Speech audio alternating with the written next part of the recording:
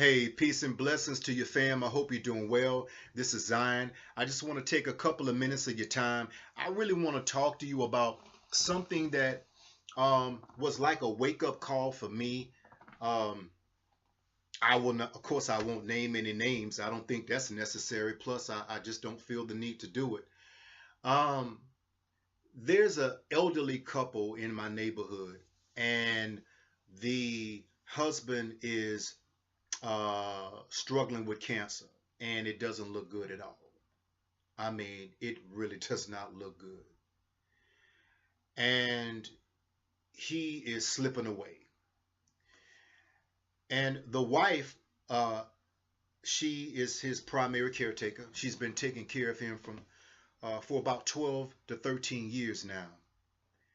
And his stage of cancer is he is getting ready to check out, and he can no longer um, control his bodily functions. Um, she has to uh, clean him, uh, change the linen. She's responsible for his meds, everything that a caretaker that involves a caretaker. She has taken upon herself to do in a 12-year span. And she would oftentimes give me a call and say, listen, can you come over and lift him up or put him in the bed because he can no longer control his bodily functions. Not only is he defecating on himself and he has a catheter and um, it's just a bad situation, but he doesn't have any muscular mobility in his body like you and I. And so she called me on one particular day, and I usually go and help her, and I'll pick him up, or I'll put him in the bed, or stand him up so she can wipe him. But this particular day, I was so stressed and I was so tired, and she gave me a call, say, "Listen, can you please come over?" And the nurse, she can't make it over because of an ice storm, and I was wondering if you can help lift him up so I can clean him up. I was like, man, I don't even feel like doing this. I said, okay, I'll be over. So as I'm walking out the door to walk to their home, the Holy Spirit impressed upon my heart. You remember that prayer you prayed this morning? I mean, he's got a sense of humor, right? You remember that prayer? You prayed that God's that you prayed that I would turn the hearts of people toward those who are less fortunate, to those who are destitute. Do you remember praying that prayer to me? Because I sure do. And I was like, whoa. Yeah, I do remember that. And so I just walked into the house and I helped to clean him up. And I helped to stand him up. She cleaned him up, changed the linen, et cetera, et cetera. Um, and I'm like choking on the stench of just the fluids and everything. It's like the fragrance of death, to be honest with you. And so as I began to walk to the door, and I had already finished my daily duty, and I looked at his wife, and she was totally exhausted, just wiped out.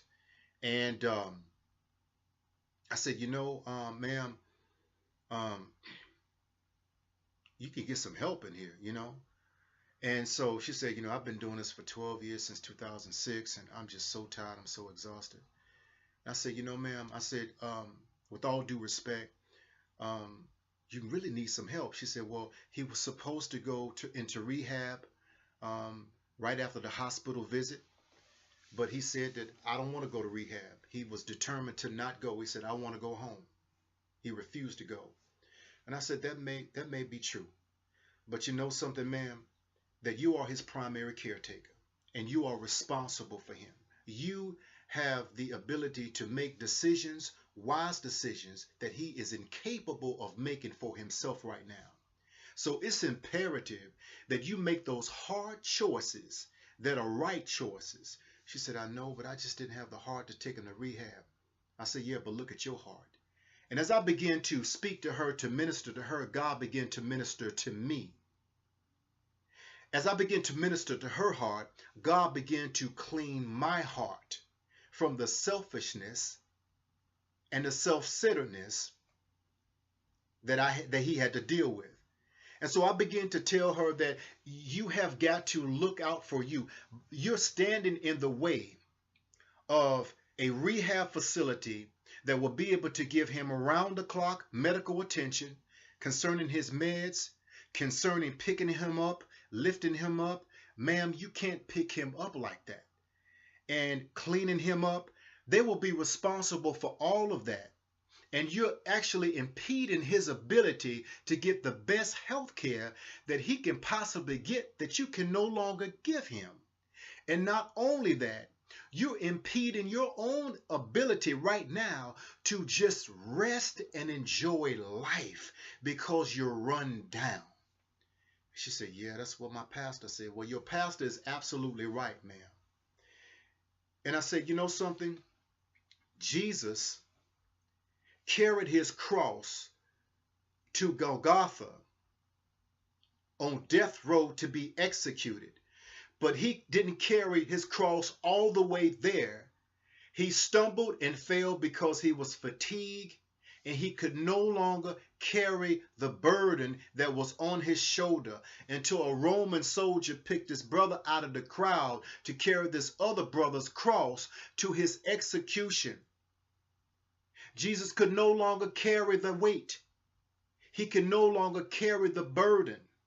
His body wouldn't allow him to go any further than what he had already carried at that point in time. So someone else had to take over. And I said, ma'am, you have to get to the point. We all have to get to the point of knowing when we end and when someone else should begin, and not get it twisted. Because oftentimes the very thing that we've been praying for is right there in arm's length, waiting for us to just let go, to just release. And so I say all that to say this. I don't know where you are right now in your life. I don't know what you have gone through. I don't know what you have been through. We all have a story that God can get some glory. But sometimes we get to a point in our lives that we must let go. It may be a child, it may be your children out there wilding out. You've done all that you can do as a parent, and don't allow anybody to shame you into thinking that you could have done more or that you didn't do enough, when you know in your heart of hearts, and God knows, that you've done all that you can do. And yes, you have made mistakes, as we all have made mistakes. There's not one on this planet that is mistake-free. Not one. There's only been one, and he is Yeshua, the Messiah. And so therefore, we have got to get to a place of letting go and allowing the next phase of life to take place. And we've got to end that someone else can begin to help us at a particular place in life, because we can no longer do it by ourselves. And oftentimes it's pseudo pride that will not allow us to let something go. And it can be good pride. I've got to be the faithful wife. I've got to be the faithful husband. I've got to be the faithful father. I've got to be the faithful mother. When you have done all that you can do and know how to do, and now you are becoming a hindrance to a breakthrough. You're becoming a hindrance to your own blessing by just letting go and allowing the page to turn in someone else's book of life, that they can come up, that they can grow up and mature, that they can get the healing and the deliverance that they need without us standing in their way. And that we can get the rest, and that we can get ministered to in our heart of hearts as we need, without impeding our own ability for healing. So I just want to holler at you, concerning this. It was weighing heavily upon my heart, and it allowed me to check my heart for motives of, I didn't want to, man, this is my time. I ain't trying to deal with nobody. But even Jesus himself became a servant in washing feet, the Messiah, to show us that we are to do the same identical thing. And so it also showed me that we have got to seek help when we need help. There's no long rangers on this journey. None that can make it and make it successfully. Love you to life. Peace and blessings to you.